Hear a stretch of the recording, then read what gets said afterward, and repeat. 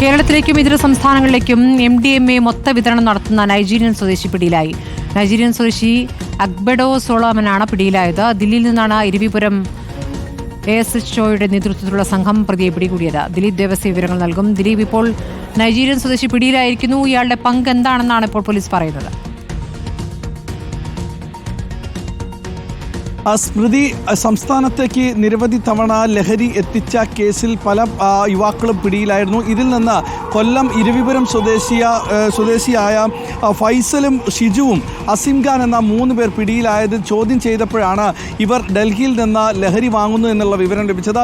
ഇതൊരു നൈജീരിയൻ സ്വദേശിയിൽ നിന്നാണ് ലഹരി വാങ്ങുന്നതെന്ന് ഇരവിപുരം പോലീസിന് വ്യക്തമാകും. തുടർന്ന് ഇരവിപുരം പോലീസ് ഡൽഹിയിൽ എത്തിയിട്ടാണ് ഈ അസൂഖ സോളമനെ പിടികൂടുകയും ചെയ്തത്. ഇപ്പോൾ ഡൽഹിയിൽ നിന്ന് ഇദ്ദേഹത്തെ ഈ കൊല്ലം ഇരവിപുരം പോലീസ് സ്റ്റേഷനിൽ എത്തിച്ചിട്ടുണ്ട്. നിരവധി പേർക്ക്, മലയാളികളായ നിരവധി പേർക്ക് ലഹരി വിൽപ്പന നടത്തിയ ആളാണ്. MDMA അടക്കം കഴിഞ്ഞ 3 ആഴ്ച മുൻപ് കൊല്ലത്ത് 100 ഗ്രാം MDMA നിന്ന് ഒരാളിൽ നിന്ന് പിടിയിലായിരുന്നു. ഇതെല്ലാം തന്നെ ഡൽഹിയിൽ നിന്ന് വാങ്ങിയതാണെന്നുള്ള മൊഴി അന്ന് ഷിജു നൽകിയിരുന്നു. ഇതിൻ്റെ അടിസ്ഥാനത്തിൽ പോലീസ് നടത്തിയ അന്വേഷണത്തിലാണ് ഇപ്പോൾ ഡൽഹിയിൽ നിന്ന് നൈജീരിയൻ സ്വദേശിയായ അസൂഖ സോളമനെ ഇരവിപുരം പോലീസ് പിടികൂടിയത്. ഇദ്ദേഹത്തെ ചോദ്യം ചെയ്തു വരികയാണ്. കൂടുതൽ വിവരങ്ങളെല്ലാം തന്നെ ഇനി ആരൊക്കെ മലയാളികളായ ആരെല്ലാം ഇവരിൽ നിന്ന് ലഹരി വാങ്ങിയിട്ടുണ്ട് എന്നുള്ള വിവരങ്ങളടക്കം പോലീസ് ചോദിച്ചറിയുന്നുണ്ട്. നേരത്തെ നമ്മൾ പറഞ്ഞതുപോലെ പോലീസ് ഇതിൻ്റെ അടിവേര് അന്വേഷിക്കുകയാണ്. ആദ്യം ലഹരി എവിടെ നിന്ന് കിട്ടി എന്നുള്ളതിൻ്റെ അടിവേര് അന്വേഷിക്കുന്നു എന്നുള്ളതിൻ്റെ ഉത്തമ ഉദാഹരണമാണ് ഇപ്പോൾ ഡൽഹിയിൽ നിന്ന് നൈജീരിയൻ